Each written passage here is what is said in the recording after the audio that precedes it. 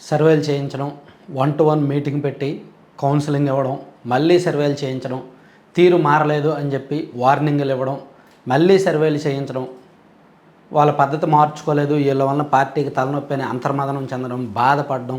ఎందుకు ఇవన్నీ? బయటకు గెంటేయండి పార్టీ నుంచి. 164 మంది ఉన్నారు కూటమి మొత్తం మీద. అందులో జనసేన ఒక 21, బీజేపీ ఒక 8 పోయినా తెలుగుదేశం పార్టీలో 135 మంది ఉన్నారు. సో గట్టిగా ఒక 10 మంది బయటికి వెళ్ళిపోయినా నో ప్రాబ్లం. అక్కడ ఆల్టర్నేటివ్ లీడర్షిప్ని డెవలప్ చేసుకోవచ్చు. ఇంకో 3.5 ఏళ్ళు ఉంది కాబట్టి ప్రస్తుతం ఉన్న ఎమ్మెల్యేని డమ్మింగ్ చేసేసి, అంటే రాజ్యాంగబద్ధంగా చట్టబద్ధంగా అతను ఎమ్మెల్యేగానే ఉంటాడు, కానీ పార్టీ పెత్తనం, అధికార పెత్తనం మొత్తం ఎవరినైనా సరైన లీడర్ని, కొత్త లీడర్ని ఎంకరేజ్ చేస్తే ఈ 3.5 ఏళ్లలో అతను పార్టీ క్యాడర్కి న్యాయం చేస్తాడు, పార్టీకి న్యాయం చేస్తాడు, కొత్త లీడర్స్ని ఎంకరేజ్ చేసినట్టు ఉంటుంది.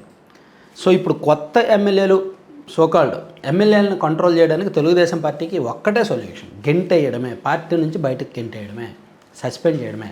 ఇది రాజకీయాల్లో సంచలనం.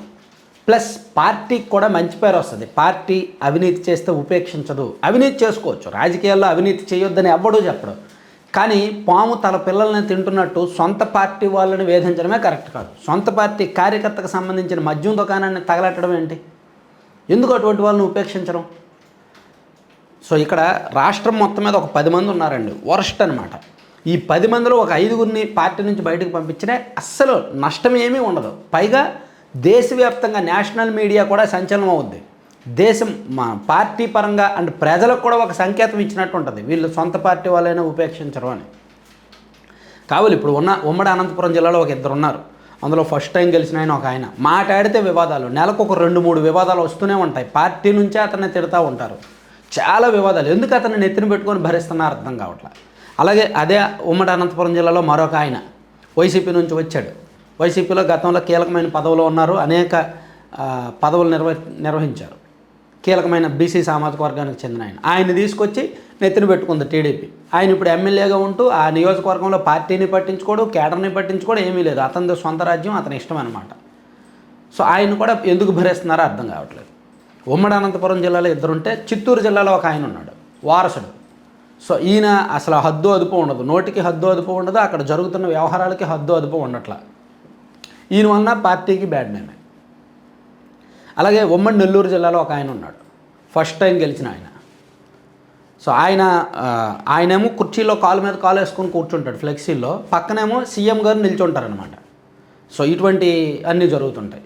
ప్లస్ ఆ నియోజకవర్గంలో కూడా కేడర్ని ఇబ్బంది పెడుతున్నారు, పాత లీడర్షిప్ని ఇబ్బంది పెడుతున్నారు. ఎందుకు ఇటువంటి వాళ్ళని భరించడం? సో ఇలా మనం చెప్పుకుంటూ వెళ్తే చాలామంది ఉన్నారు. రాష్ట్ర వ్యాప్తంగా ఒక 10 మంది. అంటే నేను ఎమ్మెల్యేల అవినీతి ప్రజలకు నొప్పి కలగనంత వరకు ఓకే, భరిస్తారు. రాజకీయాలు అన్నాక అవినీతి సహజమే. కమిషన్లో కక్కుర్తి పడతారు. రేషన్ బియ్యంలో తీసుకునే ఎమ్మెల్యే ఎవడున్నాడు? ఎవ్వరూ లేరు. రేషన్ బియ్యంలో ప్రతి ఒక్కరు తీసుకుంటున్నారు. ఒకవేళ ఎమ్మెల్యేలు ఎవరైనా ముట్టుకోకపోయినా వాళ్ళ పిఏలో, వాళ్ళ తమ్ముడో, వాళ్ళ అన్న కొడుకో, వాళ్ళ తమ్ముడు కొడుకో ఎవడో ఒకడు ముట్టుకుంటున్నాడు, తీసుకుంటున్నాడు. సో రేషన్ బియ్యంలో జరగాల్సినవి జరుగుతున్నాయి, మద్యం షాపుల్లో జరగాల్సినవి జరుగుతున్నాయి. ఇవన్నీ సామాన్య ప్రజలకు పెయిన్ కాదు, కానీ సామాన్య ప్రజలకు అండ్ సొంత పార్టీ కేడర్కు ఎప్పుడు పెయిన్ అంటే వాళ్ళ భూముల జోలికి వెళ్ళడం, వాళ్ళ ప్రైవేట్ ఆస్తుల జోలికి వెళ్ళడం, వాళ్ళు ఇచ్చిందంతా తీసుకోకుండా ఇంకా ఎక్కువ అడగడం, అలాంటివి చేస్తేనే ఇబ్బంది. ఇంకా వేరే లీడర్షిప్ని ఎదగనివ్వకపోవడం, వర్గాలుగా విభజించి మనకు గెట్టడు, ఈడంటే మనకు పడదు అని చెప్పి వాళ్ళని అణచివేయడం, అటువంటి వాళ్ళని ఉపేక్షించకూడదు. ఎందుకు ఇంకా పార్టీ ఉపేక్షిస్తుందో అర్థం కావట్లేదు.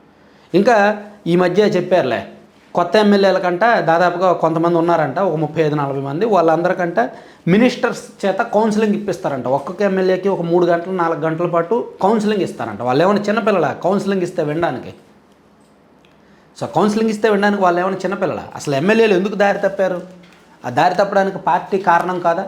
మనం ఈ నెల ఆర్టికల్ అదే రాసాం, ఎమ్మెల్యేల పొలిటికల్ బాండింగ్, ఎమ్మెల్యేల రహస్యం అని రాసాం.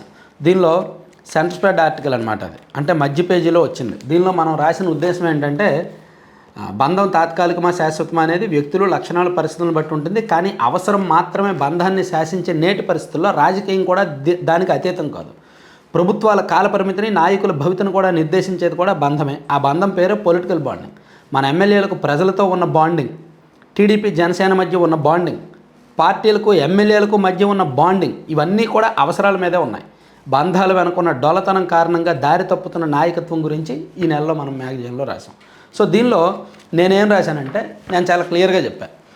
ఎప్పుడైతే పార్టీ డిపాజిట్లు కట్టించుకొని డబ్బులు తీసుకొని సీట్లు ఇస్తారో అప్పుడు పార్టీకి ఎమ్మెల్యేలకి ఉన్నది కమర్షియల్ బాండింగే. ఇందులో మారు మాట ఆడడానికి ఛాన్స్ లేదు. ఎప్పుడైతే పార్టీలకు డిపాజిట్లు కట్టి వీళ్ళు పార్టీ పెద్దలకు డబ్బులు ఇచ్చి టికెట్లు తీసుకుంటారో, ఎన్నికల్లో డబ్బులు ఖర్చు పెట్టి గెలుస్తారో, సో మేము ఖర్చు పెట్టింది మేము తిరిగి రాబెట్టుకోవాలి కదా. నువ్వెందుకు నీ పార్టీకి నువ్వు వీడియోలు చేస్తావు, నీ డబ్బు ఏం పోలేదు కదా, నీ సొమ్ము కాదు కదా, మా సొమ్ము పోయింది కదా, సో నువ్వేమైనా డబ్బు తీసుకొచ్చి కడతావా అని కూడా కొంతమంది ఎమ్మెల్యేలు అడిగారు నన్ను. ఇటువంటి వీడియోలు నేను చేస్తున్నప్పుడు వాళ్ళు ఎందుకు ఆ మాట అంటున్నారు? అది పార్టీ ఇచ్చిన అలుసు కదా. సో వాళ్ళ చేత అలా ఖర్చు పెట్టించడం వల్ల పార్టీ కూడా వాళ్ళని అడిగే హక్కు కోల్పోతుంది కదా. సో ఇక్కడ పొలిటికల్ బాండింగ్ ఏముంది, ఇంకా ప్రజలతో ఎమోషనల్ బాండింగ్ ఏముంది, నియోజకవర్గంతో కనెక్షన్స్ ఏమున్నాయి? ఓన్లీ కమర్షియల్ బాండింగ్, నీకేంటి నాకేంటి. దానివల్ల వ్యవస్థ చెడిపోతుంది, రాజకీయం చెడిపోతుంది. దీన్ని అలుసుగా చేసుకొని కొంతమంది ఎమ్మెల్యేలు మరింత విశృంఖలంగా వెళ్తున్నారనమాట. సో అది దానికి సొల్యూషన్ ఏంటంటే కొంతమందిని గెంటేయడం, కొంతమందిని పక్కకు నెట్టేయడం, కొంతమంది పవర్ స్పీక్ చేయడం. అది ఇప్పుడు జరిగితే రైట్ టైం. మొత్తం పార్టీకి క్యాడర్కి అందరికీ ఒక సంకేతం ఇచ్చినట్టు ఉంటుంది, బాబోయ్ వీళ్ళు ఊరుకోవట్లేదురా బాబు. సో అటువంటిది కీలకమైన అంశం ఉన్నట్టు పార్టీ పరంగా నిర్ణయం తీసుకుంటే బాగుంటుంది. Thank you.